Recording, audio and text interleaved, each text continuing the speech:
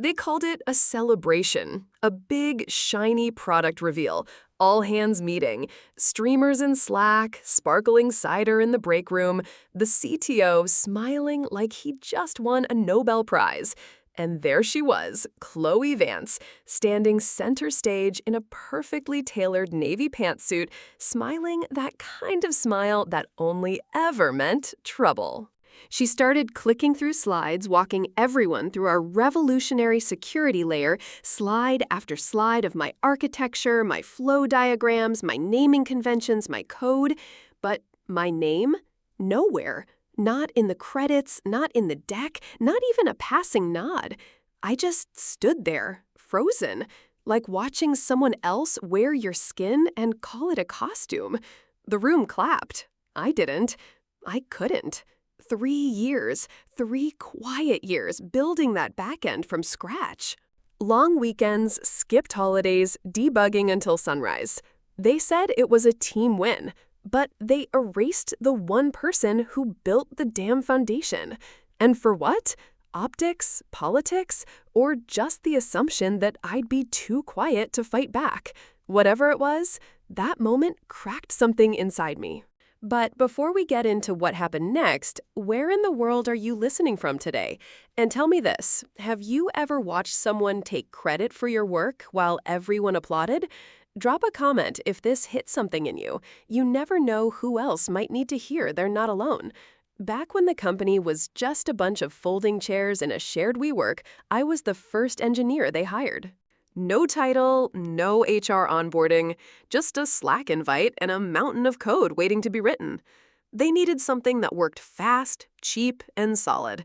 And I delivered. At the time, I didn't care about credit. I just wanted to build.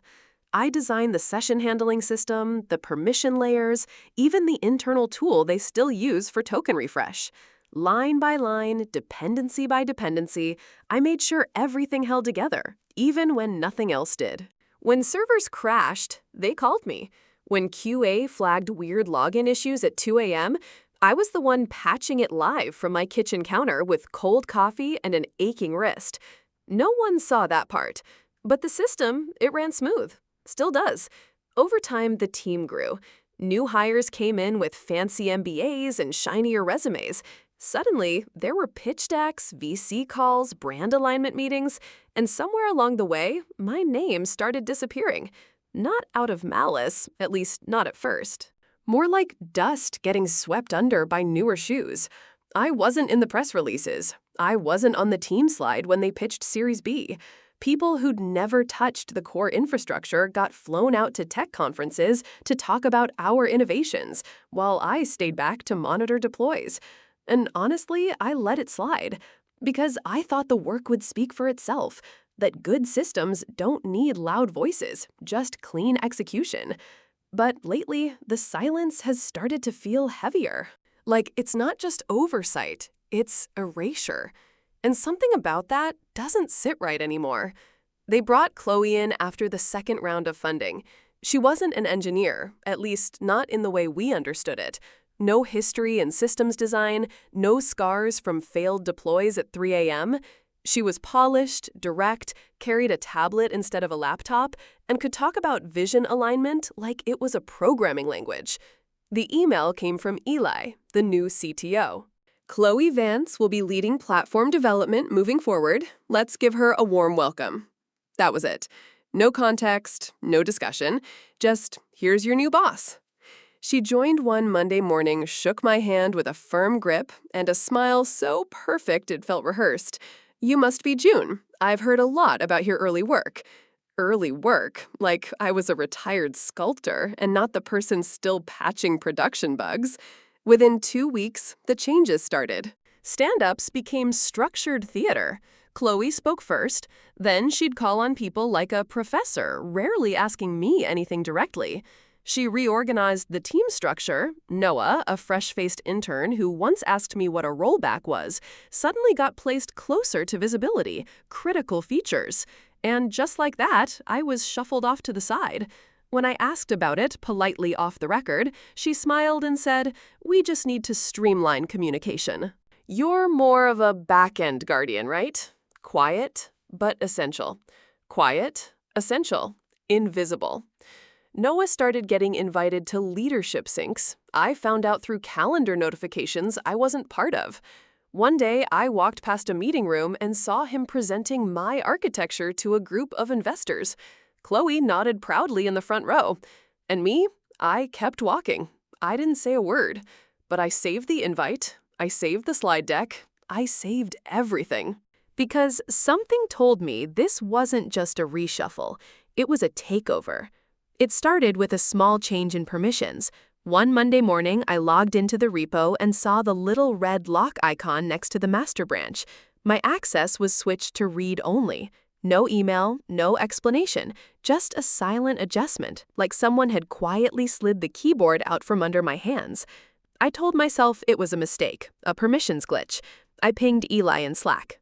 "Hey, looks like my access changed overnight. Want me to file a ticket with DevOps?" No reply. A few hours later, I got a forwarded message from Chloe.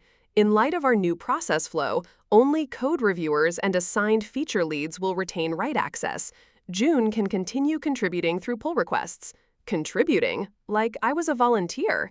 The funny thing is, no one said I did anything wrong. There was no confrontation, no feedback, no warning. Just a quiet recategorizing of who I was. And suddenly, I wasn't lead engineer. I was legacy support. Noah, meanwhile, had his name on 3 new branches. One of them was titled O_layer_refactor v1, a section of code I personally built from the ground up. I opened the file. My structure was still there, the logic unchanged. He'd just renamed a few variables and slapped his initials on the header. I sat back, stared at the screen, and let the silence fill the room. It wasn't even anger I felt, not yet. It was something colder, something that didn't flinch anymore. I didn't fight it, not then. I submitted the pull request, I added the comments, I hit send. But that night, I copied the entire repo to a secure drive. Not to sabotage, not out of revenge, just instinct. Because some part of me knew this wasn't over, not even close. It was just past midnight when the alerts started rolling in. Red, red, yellow, red again. Authentication failures. Token mismatches. Session timeouts spiking across multiple endpoints. My phone buzzed so hard it almost slid off the nightstand. I sat up half asleep, already opening my laptop without thinking. That muscle memory never left. The instinct to jump into the fire before it spread. But I wasn't on tall. Not anymore. Still, I opened the logs, stared at the same system I had built line by line, now falling apart in someone else's hands. By the time I reached the office, the rain had already started a steady, cold drizzle that soaked through my hoodie on the short walk from the parking garage. The lights were still on upstairs. Chloe was standing by the whiteboard, drawing arrows and looking agitated. Noah was pacing, visibly panicked. I didn't go in. I just sat in my car, engine off, watching the wipers drag back and forth in a slow, tired rhythm. My laptop glowed on the passenger seat, logs flickering in real time. The issue wasn't new. It was a fallback logic I'd written 2 years ago, buried deep in the session handler. I knew exactly where it broke. I also knew exactly how to fix it. But no one had asked me. No one even sent a message. I clenched the steering wheel until the plastic creaked, not out of rage, just to feel something. 3 years of building that system, and now here I was, outside in the rain, watching it break while someone else got paid to explain why. The dashboard pinged again. Another alert, another failure. I didn't move. I just whispered to myself, let it burn a little longer. And that's when the thought hit me. Quiet, but sharp. What if they don't even realize I still have the keys? It had been years since I looked at that inbox, the old Gmail tied to my freelance days long before the company had a name or funding or even a proper logo. Back then, it was just me, a half-built prototype, and a founder who couldn't stop refreshing pitch decks. I opened it late one night, not out of hope, but habit, searching for something, anything. I typed in agreement, hit search, And there it was. Subject line: Independent Contractor Onboarding, Security Layer, from Evan Chase, co-founder, now long gone, dated January 8th, 20XX. My hands paused over the trackpad. I clicked. The PDF opened slowly, half buried in attachments, tucked between a Stripe invoice and a blurry photo of the first office whiteboard.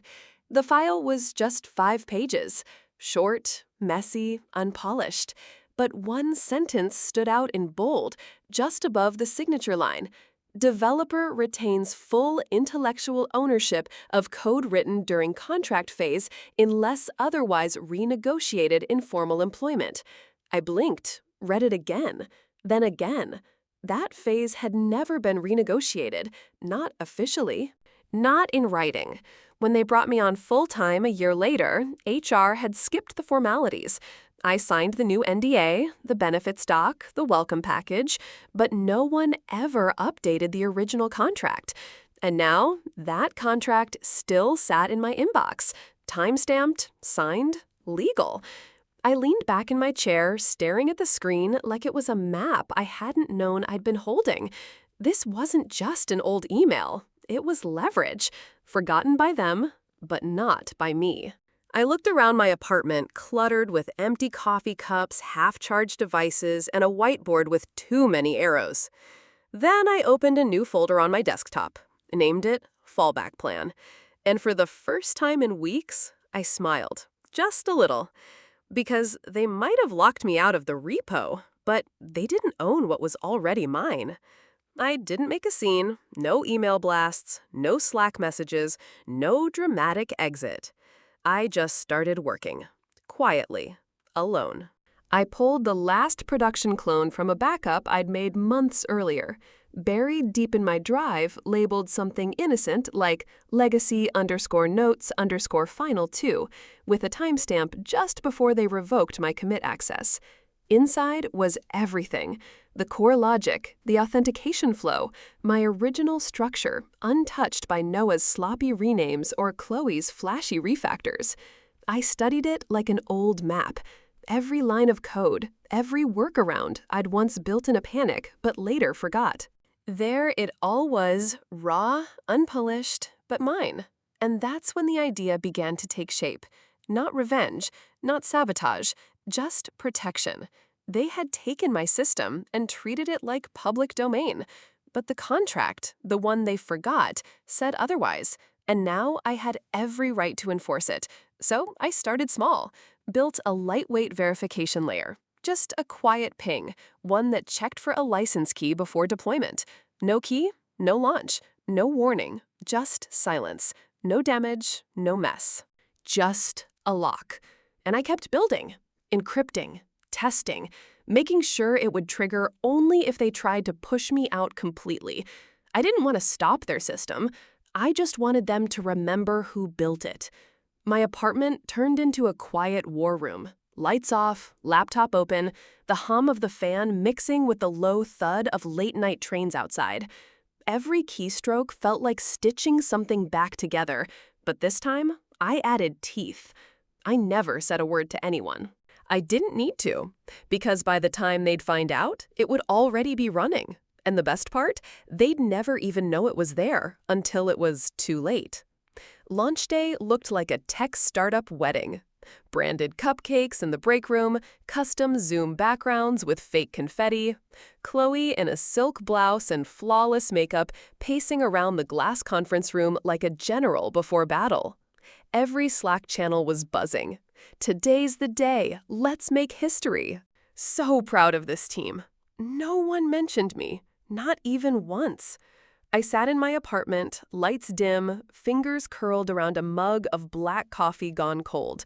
My laptop was open, but I wasn't coding. Just watching, waiting. The final merge was approved at 10:14 a.m. Pacific. I saw it happen in real time. Their last commit, their shiny new deployment pipeline running full throttle, pushing the build live. Noah did a walkthrough over Zoom. His voice shook a little, but he held it together, pointing at the slides I used to maintain.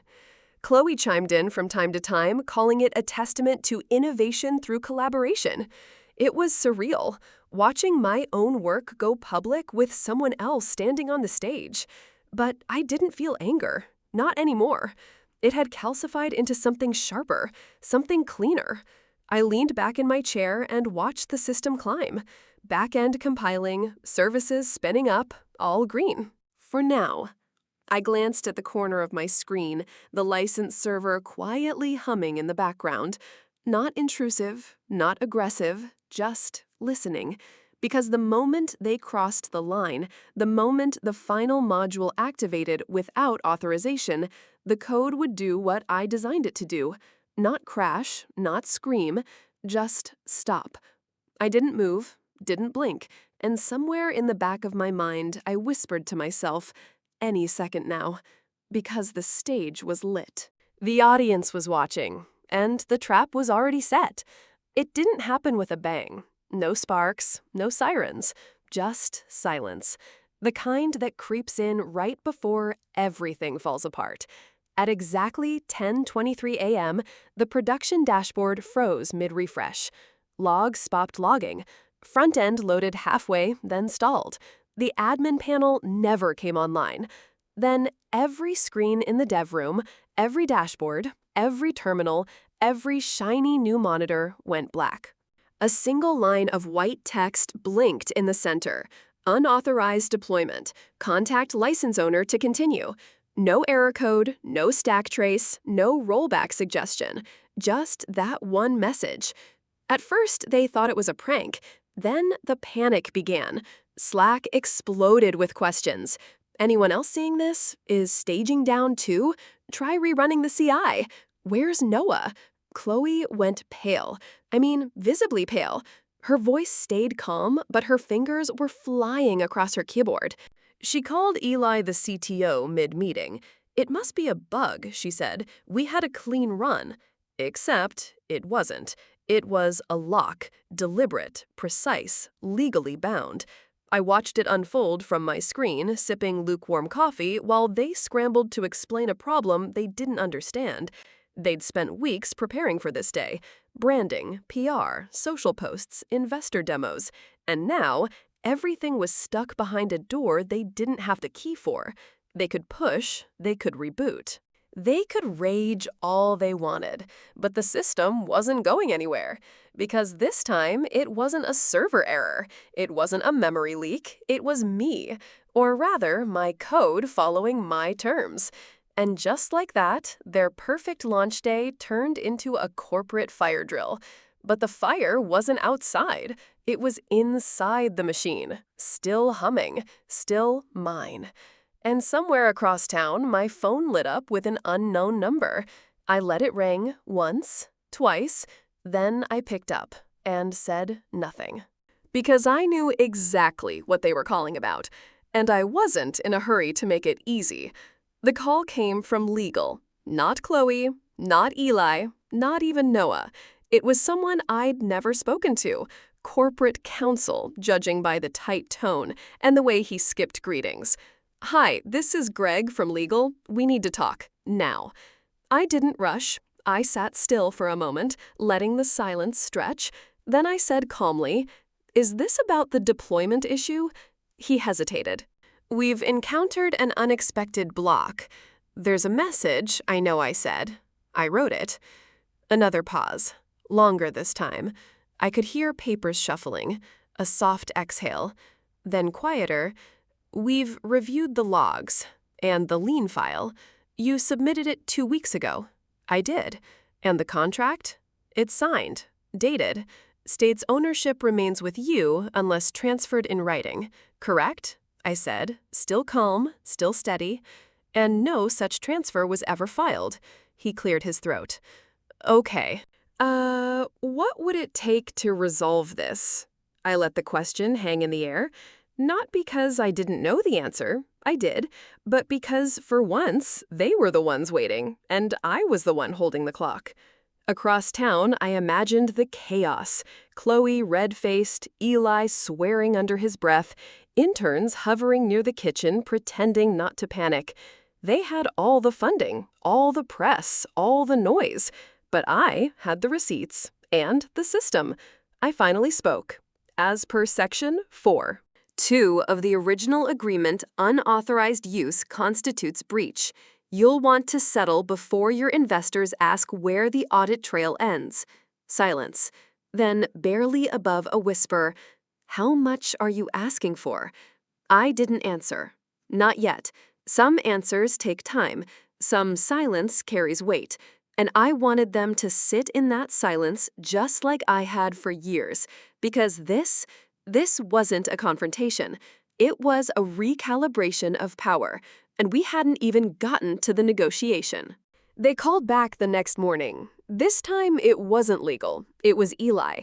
His voice was low, slower than usual, like someone walking through the ruins of something he helped build but never really understood. "We'd like to make things right," he said. "We're prepared to offer a licensing fee, retroactive, plus attribution across all documentation and future filings, full credit, wherever your code lives." He paused, as if waiting for my reaction, but I didn't give him one. Not yet. Instead, I asked, "Is Chloe still with the company?" Another pause. "She's taking leave," he said carefully. "Internal review is underway." I nodded, even though he couldn't see it. "And the board?" "They've seen the file, the timeline. They understand the situation. And they've asked us to resolve this quickly, quietly." I didn't laugh, but I almost did. Quiet was all I ever gave them. Now they wanted more of it, but on my terms. By noon, the offer was in writing. 7 figures. Retroactive license. My name restored across every commit history, architecture doc, patent filing, and pitch deck. They even offered me a job, a new title, VP of Architecture. I read the email 3 times. Then I closed it, not out of anger, just clarity. 2 weeks later, I filed paperwork for Harper Layer Systems, a boutique back-end consulting firm. No frills, no fluff, just clean architecture and contracts that mean something. Within a month, I licensed the same system, my system, to 2 of their competitors. Full credit, full respect. One even asked if I'd keynote their security summit. I declined, not because I didn't want the spotlight, but because, finally, I didn't need it to feel seen. I'd spent years building in the background, letting others take the stage. Now, I had my own. And just as I deployed a fresh build for a new client, an alert popped up, a familiar one. Unauthorized deployment attempt, from a company that really should have known better, but we'll get to that next. They say justice comes loud, with shouting, doors slammed, and grand speeches. But mine, it came in silence. A blinking message, a paused system, a name finally put back where it belonged. Chloe never returned from her leave. The company sent out a press release, vague, full of PR padding, saying they were realigning leadership and reviewing internal practices. Eli stepped down 6 weeks later. Strategic advisor, they called it. Noah, he disappeared from the dev channels, probably reassigned somewhere quieter, somewhere with fewer logs to expose him. As for me, I didn't burn anything down. I didn't yell. I didn't storm into meetings demanding payback. I simply reminded them in code and contract who built the bones they were standing on. And I learned something. Being quiet doesn't mean you're weak. Being professional doesn't mean you'll tolerate being erased. And walking away doesn't mean giving up. Sometimes it means you're just choosing your road instead of the one they built for you. I don't regret not fighting sooner, because when the time was right, I didn't just react. I responded with clarity, with proof, and with every receipt in place. We don't always get to control how we're treated, but we can choose how we respond. And sometimes that response doesn't need to be loud. It just needs to be undeniable. So what would you do if someone tried to erase your name from something you built? Have you ever been the quiet one in the room, holding more power than they realized? Tell me. Your story might help someone else find their voice.